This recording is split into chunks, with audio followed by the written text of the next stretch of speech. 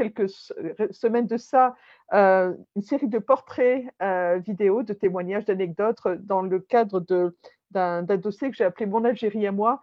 On a tous quelque part un peu d'Algérie. Euh, c'est clair que c'est un pays qui reste marqué dans nos vies, qu'on y est passé 3 mois, 3 ans, 30 ans, toute une vie. Et le monsieur qu'on va retrouver, le grand monsieur qu'on va retrouver aujourd'hui, et qui fait l'honneur de nouveau de me consacrer un peu de temps dans son emploi du temps qui est surchargé, c'est Raphaël Pitti. Bonjour Raphaël. Je peux te Bonjour. tutoyer, on ne va pas faire les gens qui se vous voient. Raphaël Pitti, qu'on connaît, médecin anesthésiste réanimateur dans l'Est de la France, spécialiste en médecine de catastrophe. On connaît son action dans le domaine de l'aide humanitaire. Il est sur tous les fronts. D'ailleurs, tu nous donneras tout à l'heure, tu nous diras un petit peu que tu rentres de Syrie, 30e voyage en Syrie pour aller aider l'autre. Je crois que ça fait partie de tes vocations, de ta passion. Donc, je voudrais déjà un petit peu savoir qui est Raphaël Pitti, quelle est la part d'Algérie dans la famille Pitti et encore plus chez Raphaël Pitti. Elle est vraiment très importante pour moi. Cette part, c'est 19 ans de ma vie. Je suis né à Oran et j'ai quitté véritablement l'Algérie avec juste une petite période de quelques mois en 1962 au moment de l'indépendance. Mais j'y suis retourné très vite. En décembre 1962, j'étais de nouveau à Oran et j'ai quitté l'Algérie à l'âge de 19 ans, une fois que j'avais mon bac, pour poursuivre mes études en France. Si je l'avais fait, certainement ça avait été possible, je serais certainement resté en Algérie pour faire médecine. Mais il a fallu rentrer, je suis rentré. Donc l'Algérie est quelque chose est vraiment très important pour moi. J'y ai, je le dis très profondément, des racines. J'ai une algérianité pour moi. Et alors, ça se cumule au même temps avec des racines italiennes, puisque ma famille aussi a quitté l'Italie en 1929, mon grand-père, pour aller en Tunisie. Mon père est venu en 1950 s'installer à Oran. Et j'ai bien évidemment une culture française très importante, ce qui fait que je peux considérer que j'ai des racines multiples. Et peut-être que c'est ce qui est important pour moi dans ma vie et qui a été déterminant dans ma vie. Quels sont les souvenirs du petit Raphaël, les premiers souvenirs de l'Algérie? Alors, c'est essentiellement la rue de la Bastille pour ceux qui connaissent Oran. Et c'est une rue qui est une rue marché, dirons-nous. J'ai le souvenir une fois, ma mère, c'était des chalands qui s'installaient le long de la rue toute la matinée. Et à partir de 13 heures, ils remballaient leurs affaires et passaient de gros camions, venaient ramasser toutes les ordures qu'ils laissaient, et puis avait un grand nettoyage. J'habitais dans un ancien caravansérail qui avait été transformé en immeuble. Et donc, il y avait cette grande cour à l'intérieur. Et puis, il fallait monter les escaliers. Et il y avait 3 niveaux d'escaliers qui étaient les anciens appartements pour les caravaniers, certainement. Et en bas, il y avait les écuries. Ces écuries même avaient été transformées en appartements. Et au premier étage, nous habitions au premier étage. Il faut voir qu'à l'époque, il n'y avait pas vraiment de grande commodité. Pour moi, les toilettes étaient sur le palier. Et c'était les toilettes pour l'ensemble des occupants du premier étage. Et il y avait les toilettes pour l'ensemble des occupants du deuxième étage. Et je suis d'une famille qui était modeste. Mon père était ouvrier de tailleur à Oran. Et ce qui est vraiment très important, c'est que dans cet immeuble du 16 rue de la Bastille à Oran, nous étions déjà très cosmopolites, au sens où il y avait au premier étage, il y avait une famille espagnole, au deuxième étage, il y avait tout au fond une famille marocaine, au deuxième étage, il y avait une famille juive, et que tous les enfants, on jouait là, les mères se disputaient de temps en temps, comme toujours, avec les cris, parce qu'il y avait eu quelqu'un qui n'avait pas donné la clé de la buanderie sur la terrasse. Et puis on a le verbe haut et fort chez nous quand même. Hein. C'est ça, ça allait quelquefois jusqu'à se tirer les cheveux entre les femmes. Hein, quand les choses n'allaient pas bien, c'est aussi la rue de la Bastille elle-même avec son agitation du matin, ses cris des chalands pour appeler ils promouvaient les denrées qu'ils vendaient, etc. C'était les couleurs, c'était les odeurs, c'était le marchand d'eau au même temps, avec son folklore, etc., son cuivre, ses tasses en cuivre et son eau. c'est des beignets, c'est tout ça. L'Algérie, pour Une moi, enfance heureuse. très heureuse, avec dans cette rue, etc. Après, en 1959, nous sommes partis, parce que c'était quand même assez rustique, quand même, hein, là où nous vivions. Nous sommes partis dans un HLM qui était à Gambetta, à Oran, et c'était des très grands HLM qui avaient été construits. Nous avons vécu dans un écran. Mais c'était autre chose parce que c'était à ce moment-là, nous avions un appartement avec une salle de bain, avec des toilettes à l'intérieur. Il y avait un grand jardin. C'était déjà un autre niveau, une autre vie. Et puis après, il y a eu la Promotion guerre. sociale. Et après, il y a eu la Ouais. guerre d'Algérie, qui est arrivée assez tard à Oran. Elle est Oui, on arrivée. rappelle, hein, Raphaël, on rappelle, moi j'ai découvert l'histoire tardivement, moi originaire de Grande Kabylie, autant effectivement la Kabylie, les deux Kabylies, les deux régions de Kabylie, on connaît des exactions, la guerre, Correct. enfin les événements très rapidement. Oui, D'ailleurs, voilà, Alger et la région de Tizi Ouzou, oui. alors que on a souvent dit effectivement, et c'est une réalité, que la partie ouest, l'Oranie, n'a été Oui. touchée que dans la deuxième phase de cette guerre d'indépendance. Oui, à partir de véritablement fin 61 et 62. Voilà. Et c'était vrai parce qu'on peut toujours aller sur YouTube et taper Oran 1961-1962. On sera étonné de voir cette rue d'Abastique et toujours cette rue centrale d'Oran avec son marché et de voir que tout le monde, toutes les communautés étaient là. C'est l'arrivée de l'OAS qui a tout changé les choses, quoi, et qui a radicalisé, qui a amené la terreur en même temps. C'était une période difficile. Moi, j'ai connu une enfance très, très heureuse, je dois le dire. Et je dois dire aussi que j'ai connu une adolescence très heureuse après l'indépendance en Algérie. Et c'était un chambardement complet parce que c'était une vraie révolution. Il y avait un retournement complet d'une certaine manière. Et ceux qui commandaient n'étaient plus là et d'autres commandaient à leur place. Et je dois dire que ce monde-là, le monde que j'avais connu avant 62 n'était plus le monde que j'ai connu après 62. Et c'était au lycée français d'Oran à ce moment-là.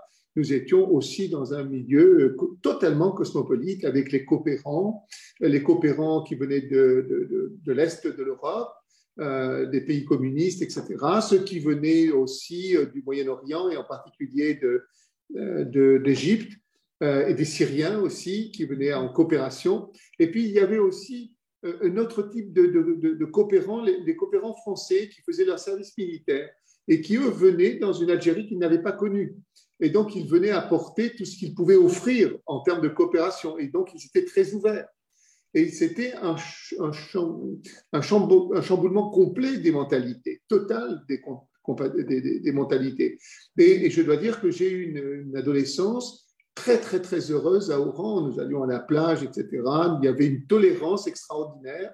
Nos églises continuaient de fonctionner normalement et le muezzin continuait d'appeler à la prière le matin et il n'y avait aucun problème. Il y a eu des problèmes qu'à partir des années 70 avec la récession qui a été relativement forte en Algérie, la crise économique qui a frappé l'Algérie d'une manière assez forte, qui fait que c'était difficile sur le plan économique en particulier.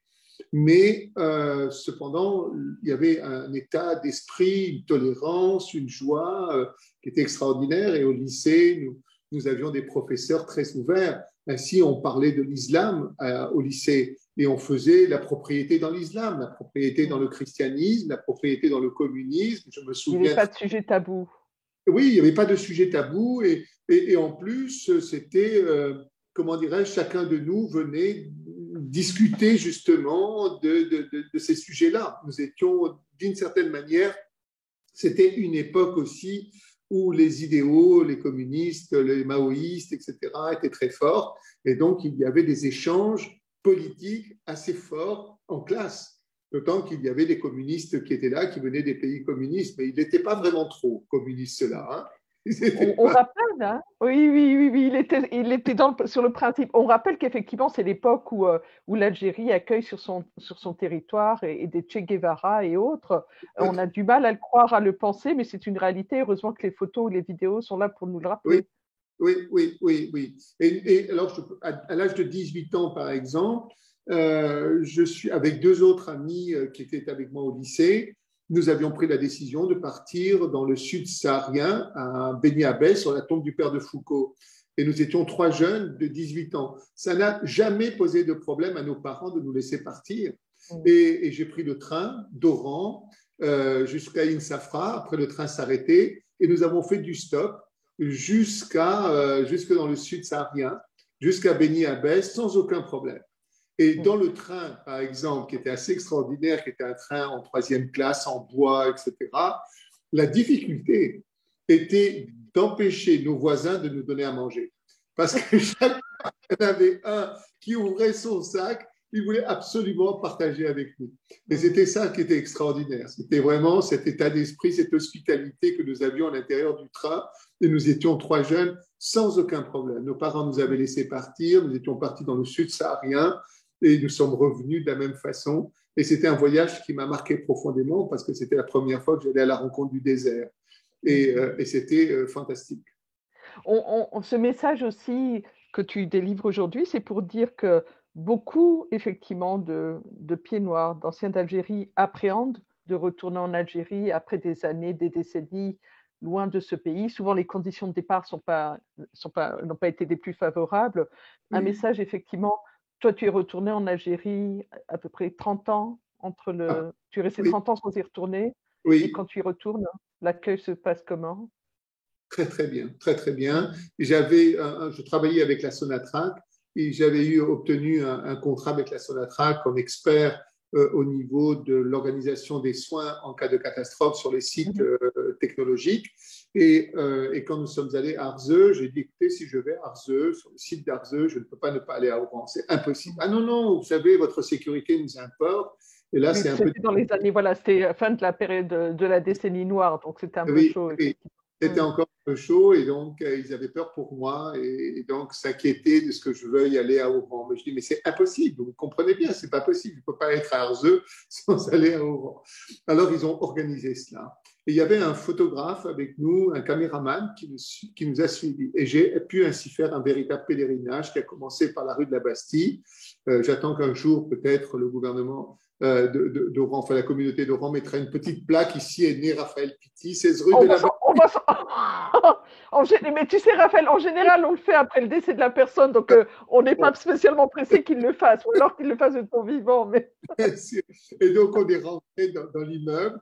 Rien n'avait vraiment tu l'as changé. retrouvé facilement? Enfin, tu avais l'adresse, mais t'es pas ton… J'avais aucun problème parce que vraiment, je suis monté au premier étage, on a tapé à la porte, les gens nous ont laissé rentrer à l'intérieur de l'appartement, etc. C'était vraiment un vrai pèlerinage pour moi dans mes racines algériennes. Et puis ensuite, nous sommes partis alors, à Gambetta, dans l'immeuble que nous avions habité jusqu'en 1962, dans cet immeuble-là. Et c'était ce qu'on appelait l'écran à l'époque, c'était la cité Jean de La Fontaine. Et il y avait un grand écran, il y avait des petits bâtiments et une grande tour. Nous habitions dans le grand écran et à l'entrée numéro 7, au 2e étage. Et donc, nous sommes montés au 2e étage, on a tapé à la porte. Bon, ça, on a attendu un moment, puis la porte s'ouvre, un monsieur assez austère, comme ça, assez droit. Un ancien sous-officier de l'armée du FLN. Et donc, quand un militaire rencontre un autre militaire. Et donc, il était en pyjama, comme souvent sont les Algériens quand ils sont en tenue d'intérieur. Hein, je ne te dis pas, mais là, je suis en pyjama, par exemple. Et donc, il a ouvert la porte. Alors, il y a eu une discussion qui s'est engagée en arabe. Et puis, la porte s'est fermée. Hein, je dis, il y a un problème. On dit, non, non, non. Non, non, il n'y a pas de problème, il n'y a pas de problème. Effectivement, au bout d'un moment, peut-être 15 minutes après, la porte s'ouvre, il était en costume cravate. Et derrière, il y avait sa fille, avec un plateau, il y avait du lait et des dattes. Et donc, c'était la cérémonie de bienvenue. Et donc, je suis rentré. Alors, chose extraordinaire, c'est que rien n'avait changé à l'intérieur. Rien, je dois dire. Et parce que c'est lui qui nous avait succédé dans l'appartement. Quand nous l'avions quitté, quand mon père avait quitté en 62 pour retourner en ville et ne pas rester à la périphérie d'Oran, alors c'est lui qui avait occupé notre appartement. Et donc je lui ai dit exactement comment étaient disposées les chambres, etc. Et nous sommes allés nous installer au salon et nous avons eu une discussion très ouverte avec lui. Et d'autant plus ouverte que ils ne s'attendaient pas à ce que je puisse raconter que la dernière période 62 avait été une période extrêmement difficile pour nous à cause de l'OAS en particulier qui nous rackettait, qui venait attaquer l'armée française parce que ça devenait une guerre franco-française cette affaire-là. Mhm. Et qu'il se tirait dessus, que nous étions au milieu, qu'il fallait descendre à la cave, etc. Et alors, vraiment, il était très étonné. Il dit, ah bon, c'était comme ça? Je dis, oui, oui, c'était comme ça. Okay. Mhm. Oui, c'était comme ça. L'OAS menait une vie dure à l'armée française qui, elle, nous le renvoyait aussi. Et donc, nous étions, pendant cette période de combat, on descendait dans la cave, on attendait. Il y avait des perquisitions en pleine nuit par l'armée française qui bouclait tout le quartier, qui nous obligeait à sortir en pleine nuit pour aller fouiller, pour rechercher des armes, etc. Et il y avait les craintes de ma mère, la peur de ma mère parce que mon père ne rentrait pas, etc. Il y avait toute cette situation, et c'est vraiment pour moi souvent une colère parce que s'il n'y avait pas eu d'OAS, les choses se seraient passées très calmement. Les choses très calmement. Et beaucoup d'entre nous seraient restés au même temps. Et on aurait D'autant pas. plus, oui, d'autant Oui. plus que la famille, on peut le dire, et pas forcément pour l'Algérie française. Non, nous Il n'y n'étions avait pas. pas de Non, raison. oui, bien sûr, nous en particulier, parce que nous avions des origines italiennes et que, deuxièmement, toute ma famille et mes sœurs, ma mère, étaient nées à Tunis. Et donc, on n'était pas partie prenante, globalement, de ces combats, de cette guerre, etc. On était un peu en dehors de ça. J'ai le souvenir qu'un jour, le voisin, qui était un petit bonhomme, totalement fade, petit fonctionnaire, vraiment sans aucune personnalité, nous étions à table. Il tape à la porte, mon père ouvre, il vient, il dit bon, je voulais vous dire que je suis un OAS, quoi. Alors méfiez-vous, quoi. Et donc mon père, c'est la première fois que j'entendais mon père fermer la porte et dire pauvre con, en disant de ce personnage fade, fado, etc., qui d'un seul coup se prenait pour un héros, quoi, en quelque sorte. Et Donc la donc, peur avait changé de camp. oui, c'est ça. Mais voilà, en tout cas pour moi, la période avant l'indépendance, dans la rue de la Bastille, comme ça, avec cette ambiance qui était celle de la Méditerranée, des poissons, etc., des odeurs, était très importante. Il y avait même un légumier en bas, à l'entrée de l'immeuble qui vendait. Et quand j'étais enfant, eh ben, je n'hésitais pas à aller lui dire, ma mère m'envoie, elle me dit que tu me donnes une banane, quoi. Et puis c'était à ma mère quand j'avais oui, c'est ça, c'est ça. Ma mère, elle m'a Le dit système des carnets, oui, des carnets ou des ardoises qu'on a connus et qu'on connaît encore, c'est près de chez nous, ça. oui. Donc c'était une très belle vie. Et après l'indépendance, ça a été aussi une très belle vie. Nous avions les scouts de France à Oran après l'indépendance et nous avions les scouts algériens. Et nous faisions des ateliers ensemble. Nous avons fait une réflexion d'une ferme, je me souviens bien, etc. Pendant un mois, nous avons travaillé ensemble. C'était vraiment, je saurais pas comment le dire.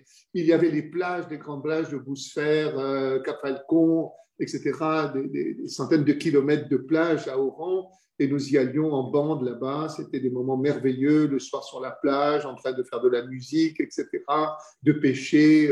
Nous vivions ensemble, en communauté, il n'y avait aucun problème, aucun problème. Alors, Raphaël Pitti, algérien, franco-algérien, mosellan, italien, ou un peu de tout ça? Alors, un peu de tout, je dois dire. Je voudrais moi, utiliser le terme j'ai une algérianité, oui. Je le sais, et je me sens bien dans le monde musulman. J'aime beaucoup, beaucoup, beaucoup. Je suis rentré de Syrie et je n'étais pas allé à cause du Covid, à cause de toutes les problématiques qu'il y avait de pouvoir se prendre des avions, etc.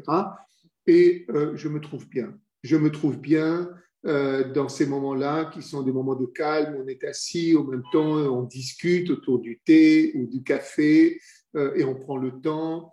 On est sur les terrasses avec éventuellement la chicha, etc. Et dans cette ambiance, et là. Et j'aime beaucoup ça. J'aime beaucoup ces discussions qui portent sur la vie, qui portent à la fois sur Dieu, sur voilà, ces moments de partage. Il y a quelque chose qui est fondamental parce que je suis très croyant, n'est-ce pas, Oui.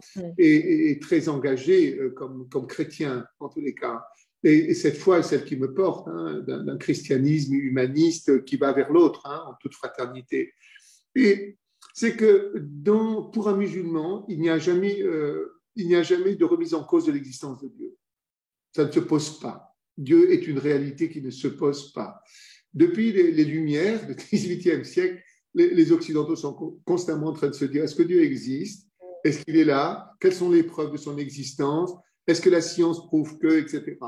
Dans le monde musulman, Dieu est une réalité avec laquelle on vit de cette réalité. Et ça, c'est vraiment pour moi quelque chose de très important parce que c'est comme ça que je ressens ma croyance. Je ne remets pas en cause, en doute l'existence de Dieu. Elle est une réalité profonde. Oui, tu évoquais la série, tu en es à ton 30e voyage.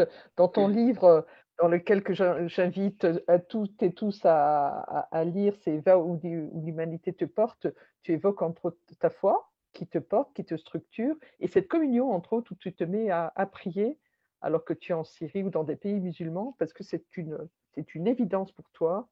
Oui, oui, c'est une évidence. La prière, c'est le moment où justement on est en relation avec Dieu, on est en contact avec Dieu. C'est ce moment privilégié qui nous permet justement de nous recentrer sur un aspect le plus important de notre vie, c'est notre vie intérieure, où c'est là que se fait cette rencontre, hein, tous les jours en sa présence. J'ai appris en Syrie, dès le premier voyage, à prier à 4 heures du matin. Mes collègues syriens, alors que nous travaillons très tard, souvent jusqu'à 2 heures du matin, eux continuaient à se lever à 4 heures, 4h30 à l'appel du muezzin pour prier ensemble. Moi, j'ai pris l'habitude de le faire, je continue à le faire. Et même quand je suis en Syrie, je continue à le faire. 4 heures du matin, c'est un moment parfait, c'est dans le silence, c'est dans le calme, c'est un moment idéal pour pouvoir ainsi, pendant une demi-heure, prendre le temps de se remettre en relation avec Dieu, avec son intériorité et faire le point. Et ça permet, ensuite on se rendort très facilement et on reprend la journée.